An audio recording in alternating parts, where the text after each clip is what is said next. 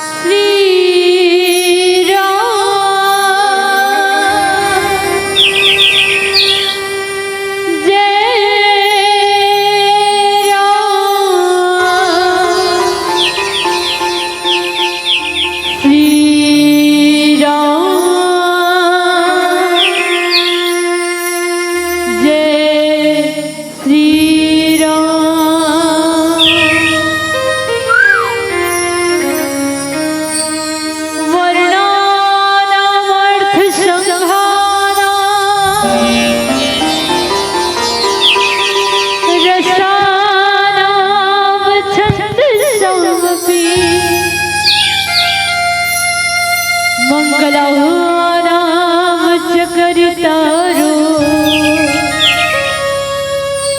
वंदे वाणी विनायको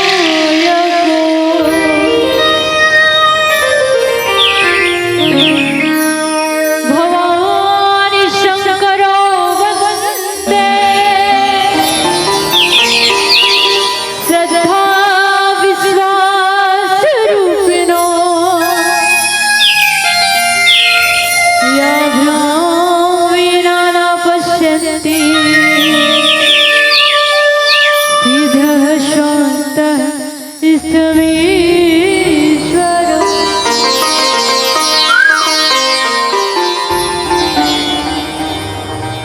बार बार वर मांगी हो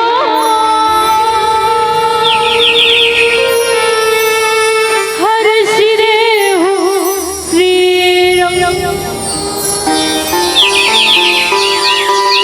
पद सरोज अनपायनी भक्ति सदा सत्संग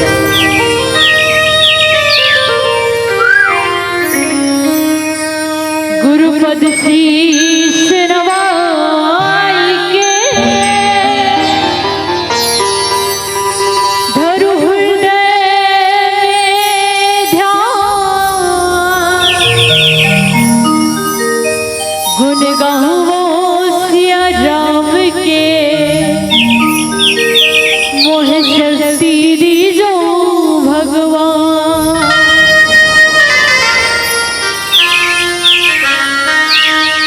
नेत सदा सुधीर की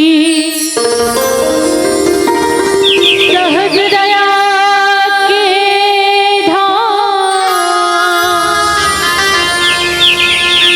जननी जनक राजेश की प्रभु श्री सीताराम।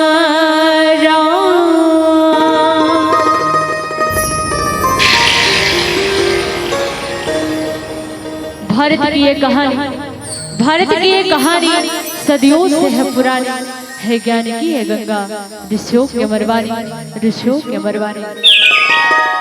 रामायण के हर शब्दों में सार छुपा जीवन का जी, रामायण के हर शब्दों में सार छुपा जीवन का ढूंढ के देखो तोड़ मिलेगा इसमें हर उलझन का, ढूंढ के देखो तोड़ मिलेगा इसमें हर उलझन का। छत्तीसगढ़ की बेटी कौशल्या, छत्तीसगढ़ की बेटी कौशल्या, छत्तीसगढ़ के भाजाराम और छत्तीसगढ़ के पुण्यधरा, तुम्हें कोटि कोटि प्रणाम, तुम्हें कोटि कोटि प्रणाम। प्रातः स्मरणीय पूज्यपाद संत शिरोमणि गोस्वामी तुलसीदास जी के पावन चरण कमलों को कोटि कोटि नमन करते हुए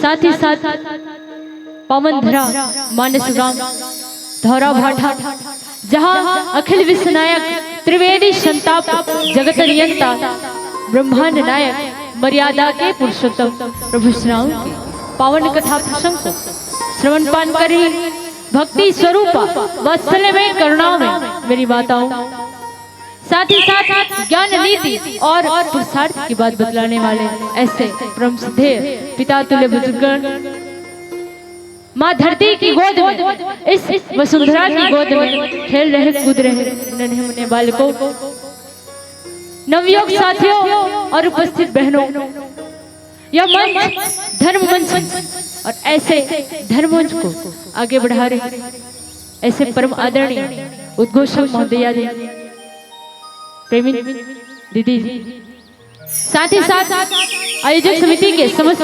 पदाधिकारीगण सदस्यगण, आप सबके पावन चरण कमलों पैरी लहर बालिका मानस परिवार ग्राम दुधवारा विकास खंड मुगलोर जिला धमतरी की ओर से राम मैं सब जग जाने करो हूँ प्रणाम, जोरी जुगवानी के भाव से प्रणाम करते हैं, नमन करते हैं। कभी हो ना चतुर कहाऊं, मति अनुरूप राम गुण गाऊं, अनुचित बहुत हुए अज्ञाता, क्षमो क्षमा मह संत समाजा, क्षमो क्षमा मह संत समाजा। मानस के प्यारे संतों समाज, माता पिता के द्वारा बताए हुए किस्से, परम पूज्य गुरुदेव के द्वारा बताए हुए किस्से अब सबके भी सुंदर रखने का प्रयास। अरे आओ मेरे साथ मिलकर कहना है क्या। रामचरित मानस मिल गावा,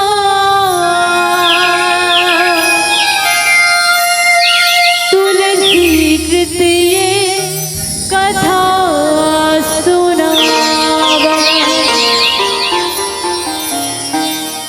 मानस के प्यारे श्रोता समाज, ये रामायण की कथा, ये रामचरित मानस एक ऐसा मात्र ग्रंथ है जिसको केवल सुनने मात्र से इस जीव की व्यथा दूर हो जाती है, इस जीव के जीवन की सारी दुख दोष और बाधाएं दूर हो जाती हैं। ऐसी है श्रीमद् रामचरित मानस की कथा। इसलिए बड़े बड़े संत कहते हैं क्या, जय जय राम कथा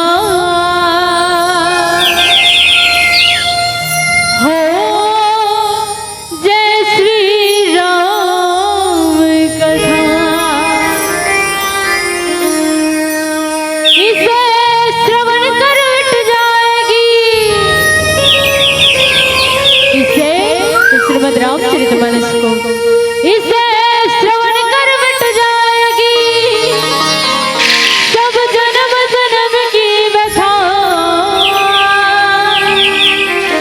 जय जय राम कथा हो, जय श्री राम कथा।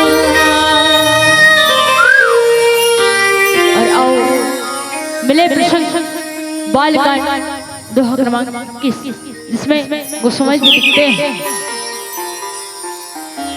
राम नाम बन दीप धरो जी तेरी द्वार, तुलसी भीतर बाहरू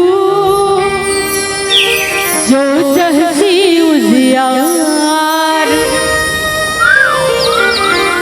आओ कथा प्रसंग में गति करने से पूर्व कल महाशिवरात्रि का पावन पर्व था, तो इसलिए हम पहले भगवान शिव की वंदना करते हैं, उसके पश्चात कथा प्रसंग में गति करने का प्रयास करेंगे। बोलिए राजा रामचंद्र की जय।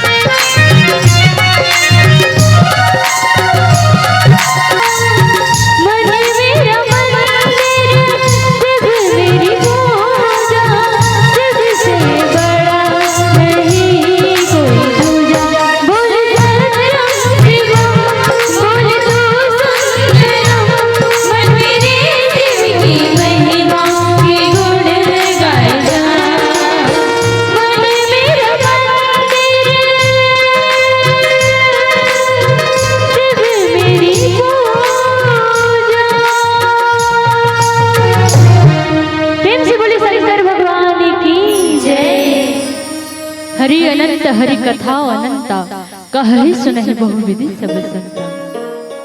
मानस के प्यारे संतों, परमात्मा अनंत है, लेकिन उनकी कथा भी क्या है तो अनंत है। परमात्मा की कथा अनंत है, अपार है, अथाह समुद्र के समान है। और इस समुद्र में हम जितनी गहराई तक जाने का प्रयास करें, हमें उतनी ही गहराई मिलती है। क्योंकि जब बड़े बड़े ज्ञानी मुनि महात्मा संत जन ज्ञानी जन, यहाँ तक कि हजार मुख वाले शेषनाग परमात्मा की कथा बखान नहीं कर पाए, तो हम तो इस कलयुग के एक तुच्छ प्राणी हैं, एक अबोध बालिका हैं, हम क्या उस परमात्मा की कथा कह पाएंगे। फिर भी से अपनी इस त्रुटिपूर्ण भोली भाषा में जिस प्रकार से भिगन पाएगा, परमात्मा की कथा को कहने का प्रयास करेंगे। और स्वाभाविक सी बात, हमसे अनेकों अनेकों प्रकार से त्रुटि होगी, गलती होगी, तो आप सबसे सादर निवेदन कि आप हमें अपनी ही गोदी एक नन्ही बालिका समझ करके क्षमा करने का प्रयास करेंगे। क्योंकि कहते हैं ना कि सड़क कितनी भी साफ क्यों ना हो, धूल हो ही जाती है। अजी सड़क कितनी भी साफ क्यों ना हो, धूल हो ही जाती है। और आदमी कितनों भी बड़ा ज्ञानी क्यों ना हो, भूल हो ही जाती है, भूल हो ही जाती है। जब बड़े बड़े ज्ञानी मुनि महात्माओं से भूल होती है, तो हम तो एक बोध बालिका है, हमें इतनी ज्ञान नहीं, इतनी साहस नहीं, इतनी शक्ति नहीं, इतनी हमारी क्षमता नहीं कि हम उस परमात्मा की कथा का बखान कर पाए। हमारी इतनी औकात नहीं कि हम उस परमात्मा की कथा को कह पाए। हे प्रभु जी, आपको भुलाना मेरे अंदाज नहीं। जी हाँ, आपको भुलाना मेरे अंदाज नहीं, और आपको नजरअंदाज करना मेरी जज्बात नहीं। और आपकी कथा कह सकूं प्रभु जी, इतनी तो मेरी औकात नहीं, इतनी तो मेरी औकात नहीं। मानस के प्यारे संतों, जब हम यहाँ आए तो आपने हमारा उद्देश्य पूछा कि आप हर जगह जाते हैं, अब किस उद्देश्य से जाते हैं और रामायण की कथा को कहते हैं। तो हमने बताया अपना उद्देश्य कि ईश्वर की बनाई मर्यादाओं का अनुसरण करना, ईश्वर की बनाई मर्यादाओं को अपने जीवन में उतारना, यह हमारा उद्देश्य है। उसी प्रकार आपसे भी हम प्रश्न करते हैं कि आप किस उद्देश्य से, किस कारण से इस रामचरितमानस, इस रामायण की कथा का आयोजन किए हैं।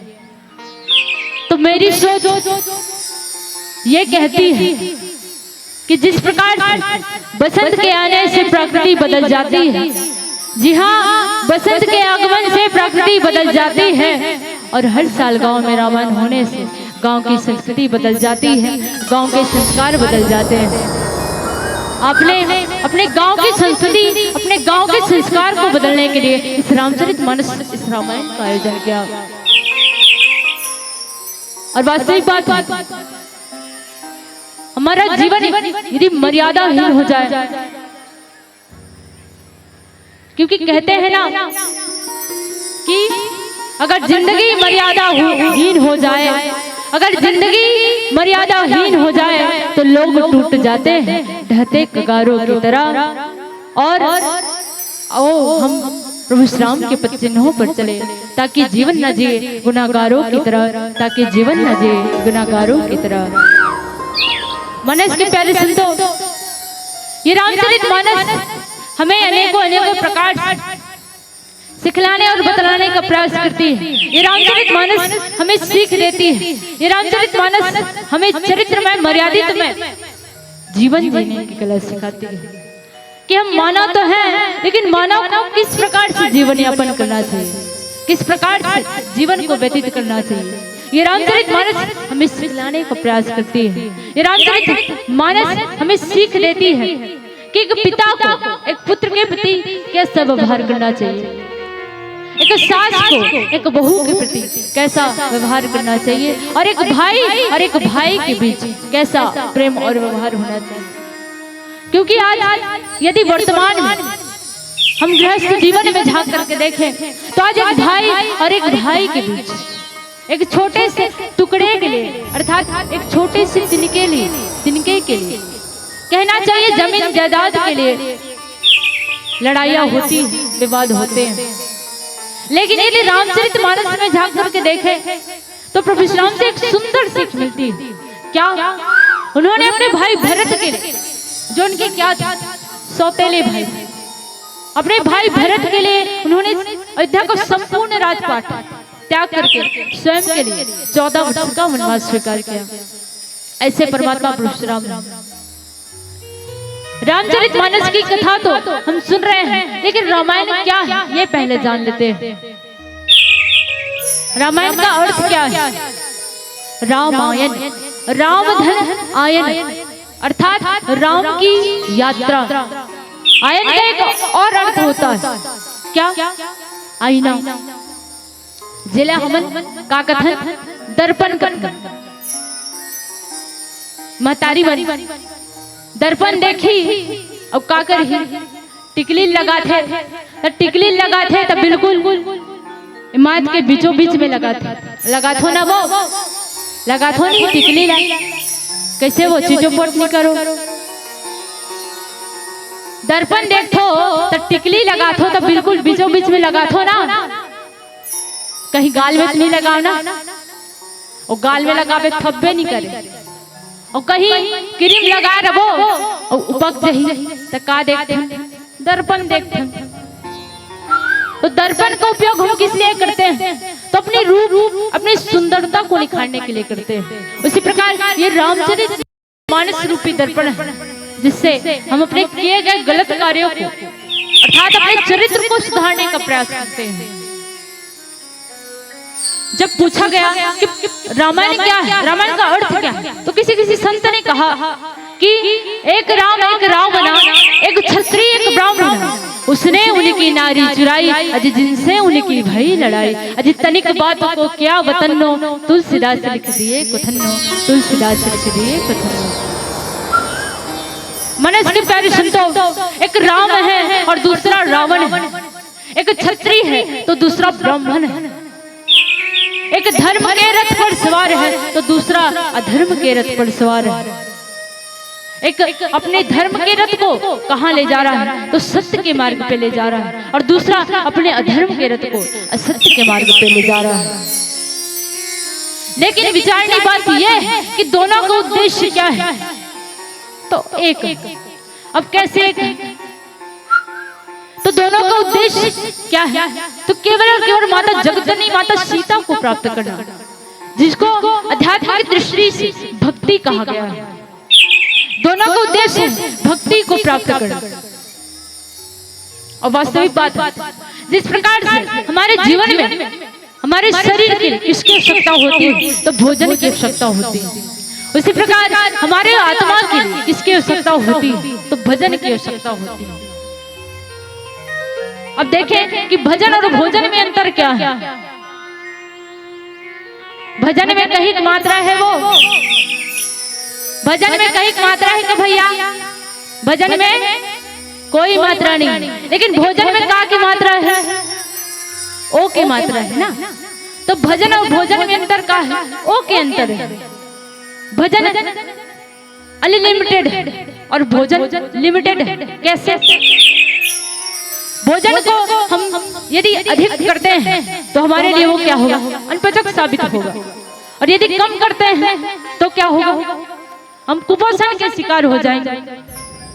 इसलिए भोजन को लिमिट करना चाहिए। अब रही बात भजन की, और इसको अनलिमिटेड कहा गया। तो भजन कहीं सुने हो कि भोजन ला अनलिमिटेड करबे ता अनपचक हो जाते? कहीं सुने होगा? कबर होवे नहीं करी तो सुनहु कहानी। तो भोजन लिमिटेड करना चाहिए, भजन हमें अनलिमिटेड करना चाहिए। हम जितना भजन करना चाहो उतना कर सकते हैं। मनस के प्यारे संतों, गोस्वामी तुलसीदास जी महाराज ने प्रभु श्री राम की कथा के पूर्व किसकी?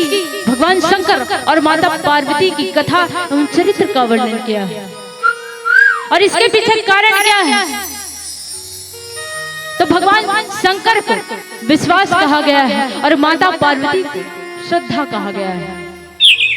और वास्तविक बात है, जिस व्यक्ति के मन में, जिस व्यक्ति के हृदय में परमात्मा की कथा के प्रति यदि श्रद्धा और विश्वास की भावना नहीं है, उनको परमात्मा की कथा समझ आने वाली नहीं है। क्योंकि कहते हैं ना कि बिनु विश्वास भक्ति नहीं, तेहि बिन द्रवहि ना राम, और श्रद्धावान लभते ज्ञान। यदि जीवन में श्रद्धा आ जाए तो सदगुरु के आगमन अर्थात ज्ञान के आगमन में विलंब नहीं, और बिनु विश्वास भक्ति नहीं, बिना विश्वास के हम परमात्मा की भक्ति नहीं कर सकते, और बिना भक्ति के हम परमात्मा को प्राप्त नहीं कर सकते। और इसी कारण से गोस्वामी तुलसीदास जी महाराज किसकी, तो भगवान शंकर और माता पार्वती क्या किया, उसकी व्याख्यान पहले, क्योंकि कहते हैं ना कि विश्वास श्रद्धा दया ममता ये ऐसे शब्द हैं जो कभी फीके नहीं पड़ते। जी हाँ, विश्वास श्रद्धा दया ममता ये ऐसे शब्द हैं जो कभी फीके नहीं पड़ते। ये तो गंगा जल की तरह है सदा पावन, जिनके जल में कभी कीड़े नहीं पड़ते, जिनके जल में कभी कीड़े नहीं पड़ते। और आओ कथा प्रसंग की ओर। तो बाबा जी लिखते क्या, राम नाम मन दीप धरो, जिह तेरी द्वार, तुलसी भी तर बहरू, जो चहसी उजियार।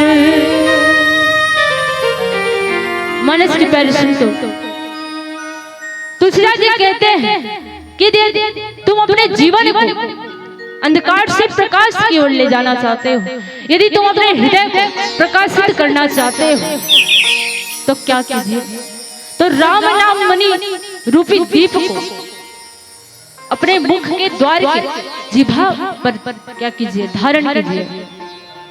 इससे क्या होगा, तो जिस प्रकार यदि घर में अंधेरा होता है तो हम दीपक जलाते हैं और कहाँ रख देते हैं, तो घर के दरवाजे पर रख देते हैं, और वो दीपक घर के बाहर भी उजाला करता है और वो घर के अंदर भी उजाला करता है। उसी प्रकार यदि हम जिह्वा पर परमात्मा के नाम को धारण करते हैं तो हमारे इस शरीर रूपी घर के अंदर भी वो प्रकाश करता है, वो बाहर भी प्रकाश करता है। और मणि और दीप समानता क्या है, तो मणि भी प्रकाशित करने का कार्य करता है और दीपक भी प्रकाशित करने का कार्य करता है। और कलयुग में परमात्मा का नाम का महत्व क्या है, तो कहा गया है कि कलयुग में नाम का विशेष महत्व है। कैसे, कि जो फल सतयुग त्रेता और द्वापर में बड़े बड़े मुनि संत जन ज्ञानी जन घोर तपस्या करके भी परमात्मा की भक्ति को प्राप्त नहीं कर पाते थे, और इस कलयुग में ये विचित्र बात है कि केवल परमात्मा के नाम लिए मात्र हमारा ये मानव तन, ये हमें कल्याण की एक सीढ़ी मिल जाती है। क्योंकि कहते हैं ना कि कलयुग केवल नाम आधार और सुमर सुमर नर उतर ही पारा। कलयुग ऐसा युग है जिसमें केवल परमात्मा के नाम सुमिरन मात्र ये जीव इस भवरूपी सागर से उस पार उतर जाता है। और आओ आगे की कथा में क्या होता है एक हरिभजन के बाद चर्चा करने का प्रयास करेंगे। बोले राजा रामचंद्र की जय। हरि हरि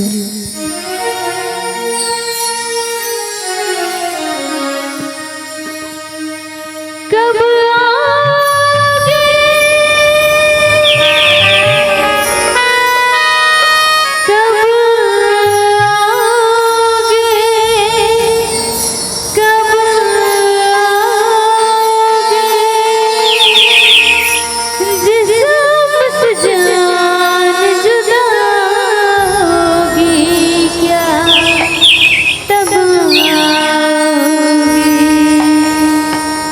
परमात्मा श्री राम ने बुलाया है तो कैसे बुला रहे हैं दीदी?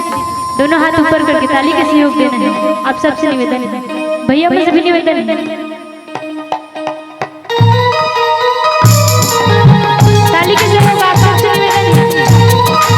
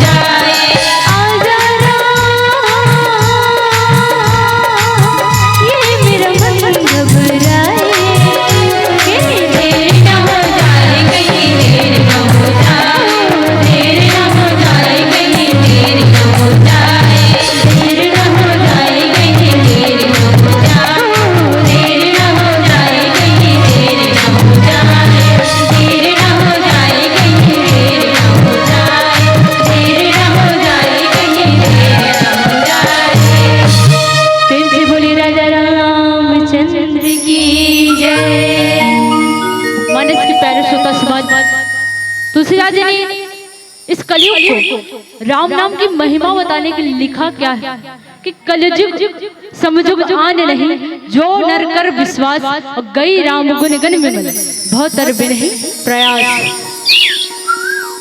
तुलसीदास जी कहते हैं कि कलयुग में यदि हम मानव परमात्मा पर केवल विश्वास करके उसका स्मरण कर ले तो परमात्मा बिना परिश्रम के हमें मिल जाएंगे। क्योंकि उस युग में तो कौन कौन से युग, सतयुग, त्रेता और द्वापर, राक्षसों ने भी परमात्मा को प्राप्त करने के लिए घोर तपस्या किया और कैसे अन्य जन को त्याग करके तपस्या किया, फिर भी परमात्मा को मिल नहीं पा रहे। लेकिन कलयुग में कैसा कहा गया है तो बहुत बिना ही प्रयास, मतलब बिना प्रयास के यदि विश्वास हम करते हैं तो हम इस बहुरूपी सागर से पार हो सकते हैं। क्योंकि कहते हैं कि जासु नाम सुमिरत कबारा और उतरहि नर भव सिंधु अपारा। भगवान के नाम मात्र को लिए एक बार लिए हम इस माया मोह के इस संसारिक भव से क्या हो सकते हैं, पार हो सकते हैं। रामचरितमानस रामायण की कथा एक नाव की तरह जो हमें इस बहुरूपी सागर से पार करा सकता है। क्योंकि कहते हैं ना कि तुलसीदास ने लिखा रामायण गंगा पार करा दिया। अजय तुलसीदास ने लिखा रामायण गंगा पार करा दिया, भव सागर से पार होने के लिए नौका बना दिया। अजय भव सागर से पार होने के लिए नौका बना दिया। ये रामायण की कथा एक नाव है जो हमें कल्याण के माध्यम तक ले जा सकती है। वास्तविक में यदि हमारे जीवन की बागडोर परमात्मा के हाथों हो तो हमें चिंता करने की आवश्यकता ही नहीं है। हमें तो अपने जीवन अर्थात तन मन धन सर्वस्व परमात्मा के चरणों में समर्पण कर देना चाहिए कि परमात्मा आपको यदि हमें कल्याण के मार्ग में ले जाना है तो कल्याण के मार्ग में ले जाइए, और यदि इसी भवसागर में हमें डुबो देना है तो हमें डुबो दीजिए। क्योंकि कहते हैं कि अब सौंप दिया इस जीवन का सब भार तुम्हारे हाथों में,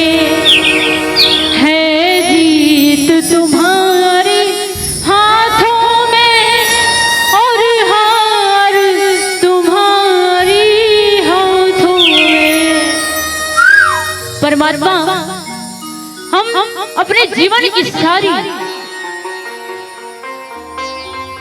सब तन मन धन समर्पित कर देते हैं और आपके हाथों में हमारे जीवन की हार और जीत लगी है। यहाँ भगवान शंकर ने भी माता पार्वती भगवान राम की महिमा का बखान किया है। कैसे कि श्री राम राम रमे रामे मनोरम सहस्र नाम ततुल्यम श्री रामे नाम वर्णनानम। कि पार्वती भगवान का नाम मुख में विराजमान करो, भगवान के नाम को 3 अवस्थाओं में भी क्या करो, जाप करो। कौन कौन सी अवस्था? तो जागृत अवस्था में और स्वप्न की अवस्था में भी परमात्मा के नाम का स्मरण करो। और तीसरी अवस्था कौन सी? तो निद्रा की अवस्था में, चाहे गहरी निद्रा क्यों ना हो, लेकिन परमात्मा के नाम का स्मरण करो। ऐसा माता पार्वती को भगवान शंकर कह रहे हैं। और मैं भी उस परमात्मा के नाम को क्या करता हूँ, चिंतन करता हूँ, जाप करता हूँ। ये भगवान, इस भगवान का नाम प्रभु राम का नाम विष्णु के 1000 नामों के बराबर है। ऐसा माता पार्वती को भगवान शंकर कह रहे हैं। और आओ आगे की कथा में क्या होता है, एक हरिभजन के बाद चर्चा करने का प्रयास करेंगे। और आप सबसे निवेदन कि जब भी भगवान का भजन हो तो बिल्कुल दोनों हाथ जोड़े करके ताली की थाप दीजिएगा, क्योंकि कहते हैं खुशी महफिल को देना है तो सारे गम भुला कर दो, कि सारे प्यार के रिश्ते को जरा दिल से ये लगा कर दो। यहाँ हम राम के भजनों को बस गाने ही आए हैं। इजाजत तुम मुझे संतो जरा ताली बजा कर दो। इजाजत तुम मुझे संतो जरा ताली बजा कर दो। और आओ आगे की कथा फिर भजन के बाद चर्चा करने का प्रयास करेंगे। बोलिए राजा रामचंद्र की जय। हरि ओम, हरि ओम, हरि ओम। ला ला ला ला ला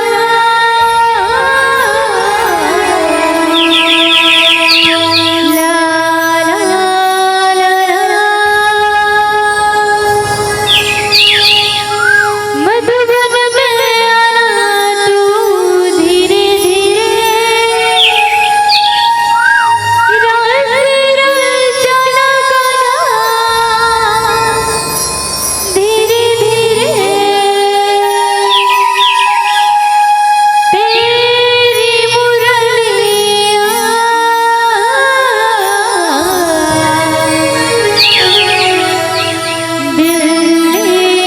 दिल ले गई।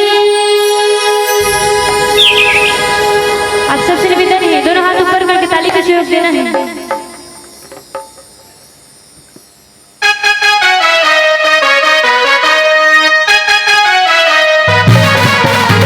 ताली के सहयोग का याद करते भैया आप सभी निवेदन है।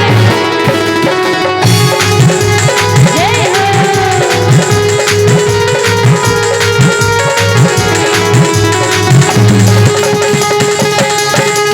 मधुबन में आना तू धीरे धीरे, रास रचना करना धीरे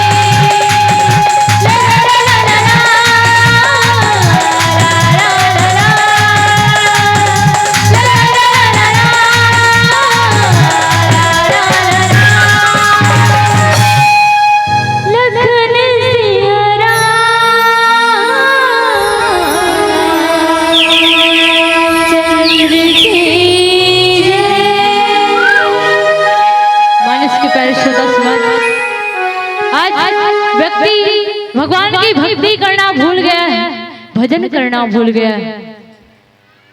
भगवान को याद करना ही भूल गया है। व्यक्ति जब अपनी माँ के गर्भ में होता है तो भगवान से बार बार विनती करता है, प्रार्थना करता है कि प्रभु मुझे इस पृथ्वी पर जन्म लेने का अवसर दीजिए। मैं जब इस पृथ्वी पर जन्म लूंगा तो आपकी भजन करूंगा, आपकी भक्ति करूंगा। लेकिन जब व्यक्ति इस पृथ्वी पर जन्म लेता है तो भगवान की भक्ति करना भूल जाता है। वो मोह माया के बंधन में इस प्रकार बन जाता है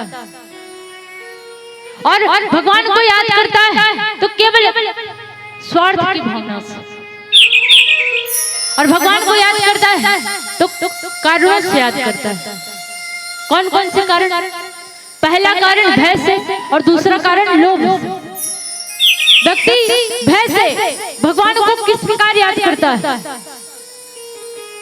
तो कोई व्यक्ति जब अर्धरात्रि के समय में रात से गुजर रहा हो और रात्रि के कितने बजे हो तो 1 या 2 बजे और वो व्यक्ति चल रहा हो राह पे और यदि सामने उसको इमली का पेड़ या इमली का झाड़ दिखाई दे तो वो व्यक्ति डर जाता है, मन में विचार करने लग जाता है। और हमें भी पता है कि उस इमली के पेड़ में क्या है। माता मन के ध्यान चाहो, इमली के पेड़ में कारत है, वो कारत है यदि माता परितिन कहा था। और सही बात है, हम सुने हैं इमली के पेड़ में कारत है, परितिन रखे। तो जब वो व्यक्ति उस इमली के पेड़ को देखता है तो डर जाता है और डर के कारण किसको याद करता है? तो भगवान को याद करता है। और उसके मुख से डर के कारण क्या निकलना प्रारंभ हो जाता है? तो जय हनुमान ज्ञान गुण सागर, जय कपीस तिह लोक उजागर, भूत पिशाच निकट न आवे, महावीर जब नाम सुनावे।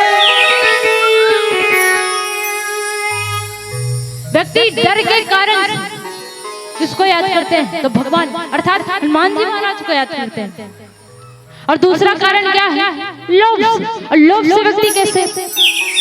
तो हम मानव की इच्छा इतनी है, ये इच्छा कभी समाप्त होने वाली नहीं, क्योंकि व्यक्ति जब जन्म नहीं लिया होता है फिर भी परमात्मा से मांग लेता है। कैसे? कि प्रभु जब मैं इस पृथ्वी पर जन्म लूं तो मेरे रहने के लिए क्या हो? मकान हो, और खाने के लिए क्या हो? तो 2 वक्त की रोटी हो। उस प्रभु की लीला देखिए, हमारे रहने के लिए घर की व्यवस्था और खाने के लिए 2 वक्त रोटी की व्यवस्था कर देते हैं। ऐसे परमात्मा, और हम फिर भी संतुष्ट नहीं होते। हम जब इस पृथ्वी पर आते हैं तो फिर परमात्मा से मांगना प्रारंभ कर देते हैं कि परमात्मा हमें मकान चाहिए, बंगला चाहिए, गाड़ी चाहिए। हमें परमात्मा से मांगना नहीं चाहिए। वास्तविक बात है ना, सभी भगवान से मांगते हैं। कैसे? मंदिर गए या फिर घर के पूजा गृह में कहूं, मंदिर गए या फिर घर के पूजा गृह में क्या करते हैं? 3 अगरबत्ती ले लेते हैं और एक नारियल ले लेते हैं। उसने करता नहीं, 3 ठक अगरबत्ती ले जथन भगवान कर, अब 1 ठक नारियल ले जथन। लेखन नहीं भैया मन, लेखन नहीं, लेखन और कैसे करथन? भगवान के फोटो के सामने और 3 ठक अगरबत्ती 3 घाल घुमाबो और कैसे कबो? भगवान ए दारी फसल बने होई कबो नहीं। भैया मन उसने कथे, लेकिन महतारी मन का कथे 3 ठक अगरबत्ती 3 घाव घुमाई और कैसे कही? भगवान मोर लड़का उतना पढ़ा थे, भगवान मोर लड़का नौकरी दिवा देवे कथे। अभी एक आकन तंखक नहीं, कतना के 1-1.5 लाख के 50,000 के कथे। तो भगवान 3 ठक अगरबत्ती मान दे है? नहीं माने ना। तो हम मानो की इच्छा इतनी है कि कभी समाप्त नहीं हो सकती। ये जीव उस ईश्वर तब तक धन मांगता है जब तक कि इस जीव का क्या न हो जाए, तो निधन ना हो जाए। हमें परमात्मा से मांगना नहीं चाहिए, बल्कि उनका धन्यवाद करना चाहिए कि परमात्मा आपने जो दिया है वो हमारे लिए क्या है, तो पर्याप्त है। और यदि मांगना ही तो क्या मांगना चाहिए कि प्रभु अगर आपको हमें दुख ही देने का है तो केवल और केवल इतना ही दुख देना कि आपके प्रति जो हमारे मन में आस्था की भावना है वो कभी समाप्त न हो जाए। और यदि आपको सुख ही देने का है तो केवल इतना सुख दीजिएगा कि मन में अहंकार की भावना ना आए, क्योंकि जीवन में सब आ जाए लेकिन अहंकार नहीं आना चाहिए। किसी को रूप का अहंकार है, किसी को धन का अहंकार है। धन हमारा कभी जीवन भर साथ नहीं देगा। हमारे पास कितना भी अथाह संपत्ति क्यों ना हो, लेकिन हम अपने मृत्यु को टाल नहीं सकते। जीवन में कभी घमंड नहीं करना चाहिए, क्योंकि किसी कवि ने बहुत सुंदर बात कही, क्या कि अजी घमंड ना करना जिंदगी में, घमंड ना करना जिंदगी में, तकदीर बदलती रहती है, शीशा तो वही होता है सजनों, बस तस्वीर बदलती रहती है, बस तस्वीर बदलती रहती है। तकदीर के बदलने में देर नहीं है। हमें अपनी संपत्ति पर घमंड नहीं करना चाहिए। कोनो कोनो मन कैसे कहे मोर करतना संपत्ति हैगा, मोर करतना खेत खार है, बोला अपन संपत्ति के घमंड है, लेकिन भूल के भी संपत्ति का घमंड नहीं होना चाहिए। क्योंकि कहते हैं कि सजदत कर जिस दिन मौत की शहजादी आएगी, अरे सजदत कर जिस दिन मौत की शहजादी आएगी, न सोना काम आएगा न चांदी आएगी, न सोना काम आएगा न चांदी आएगी। और आओ कथा प्रसंग की ओर। तो भगवान शिव माता पार्वती को भगवान राम के नाम की महिमा को बता रहे हैं कि पार्वती इसे अपने मुख पर धारण करने से हमें आनंद की प्राप्ति होती है। और इसको किन किन तीन अवस्थाओं में जाप करना चाहिए, तो जागृत, स्वप्न और निद्रा की अवस्था में हमको जाप करना चाहिए। और ये किसके बराबर है, तो प्रभु श्री हरि विष्णु नारायण के सहस्त्र नामों के बराबर ऐसे प्रभु राम का एक नाम बताया गया है। और कहते हैं कि प्रभु राम के नाम के जाप के कारण भगवान शंकर का पूरा परिवार पूजनीय हो। महामंत्र जोई जपत महेशु, काशी मुक्ति हेतु उपदेशु, महिमा जास जान गण राव, अब प्रथम पूजियत नाम प्रभाव। राम नाम के जाप के कारण गणेश जी को भी पता है कि परमात्मा का नाम क्या है, कल्याण करने वाला है। और इसी नाम के जाप के कारण भगवान शंकर का पूरा परिवार पूजनीय हुआ। कैसे? भगवान शंकर जिसको कल महाशिवरात्रि के पावन पर्व था उसमें हम पूजन किए, सावन मास में भी परमात्मा का हम पूजन करते हैं भगवान शंकर का। और कौन? माता पार्वती जिसको जगत माता कहा गया है, जगत माता जगदम्बा जिसको दुर्गा रूप में किस समय, तो नवरात्रि के समय हम उनका पूजन करते हैं।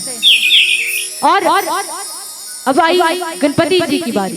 तो गणपति जी जिनको हम गणेश चतुर्थी में 11 दिन के लिए क्या करते हैं, विराजमान करते हैं और उनकी पूजन करते हैं। भगवान शंकर के सवारी नंदी महाराज की भी पूजा होती है। किस समय? नंदी महाराज की पूजा कब होते? वो कितने समय होते कथोगा? मैं देखत रहे हो ना, मैं सबो दिन ला देखत हूँ। भैया मन घलो बिल्कुल चला थे, बहनी मन के घलो चला थे। अभी भात खा का है साग के बारे में चलत है। मैं पूछत रहे हूँ ये कि नंदी महाराज की पूजा कब करथन कहत रहे कदे समय है बड़े जोर से कहन वो अब भी भात खाकाओ भाई बिल्कुल पोला के समय नंदी महाराज की पूजा किस समय होती है तो पोला के त्योहार के समय होती है। और रही बात उसके गले में विराजमान नांग की तो उसकी पूजा भी होती है किस समय तो नांग पंचमी के समय। इस प्रकार भगवान राम के नाम के जाप के कारण से भगवान शंकर का पूर्ण परिवार ही पूजनीय हो गया। और आओ आगे की कथा में क्या होता है एक हरिभजन की बात चर्चा करने का प्रयास करेंगे। बोलिए राजा रामचंद्र की जय।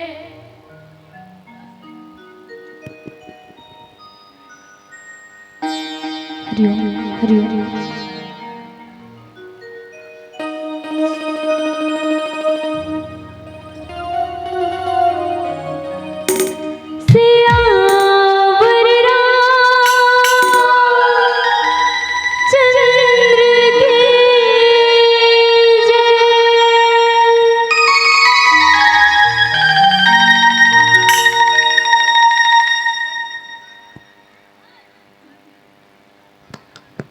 अच्छा आओ पिलावती का संकेत 5 मिनट से अब से विदा लेने का मन तो नहीं है लेकिन समय ऐसा है जो हमें मजबूर कर देता है क्योंकि कहते हैं ना कि समय ऐसा चीज रे भैया बहुत बड़ा बलवान है।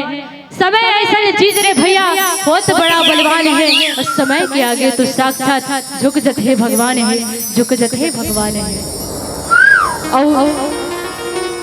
आदरणीय संचालक महोदया जी के बारे में कुछ कहना चाहूँ कि वो दीदी मोली एक ढेखरा के समान है और मैं एक नार हूँ।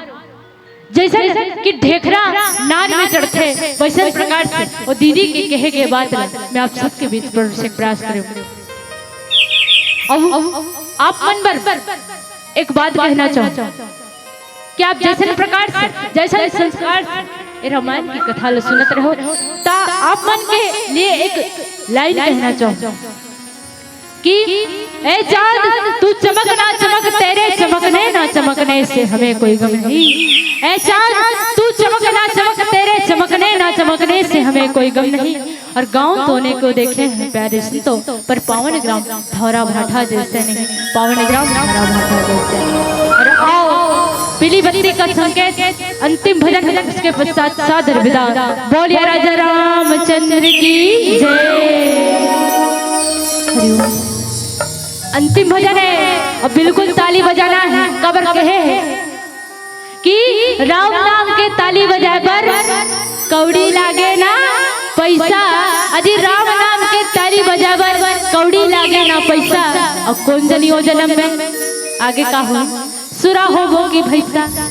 एकरे सेती बिल्कुल भजन में ताली बजाना है। और आओ बोले राजा रामचंद्र की जय। हरि हरि हरि हरि। मेरे प्रभु श्री राम का लाल निशान लहराएगा।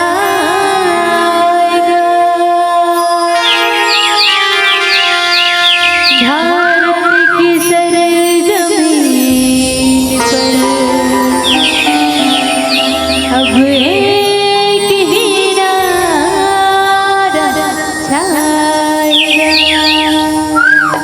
तो आप सब लोग मेरे साथ बोलना का है। पहले तो आप सबसे निवेदन है दोनों हाथ ऊपर करना है। हमारा लास्ट भजन आप सब लोग ताली के सहयोग देना है। आप सबसे निवेदन है बैठे टीम और भाई बहनों से निवेदन है दोनों हाथ ऊपर। अब बोलना है मोर साथ जय श्री राम बोलो जय श्री राम जय श्री राम बोलो जय श्री राम जय श्री राम बोलो जय श्री राम जय श्री राम बोलो जय श्री राम।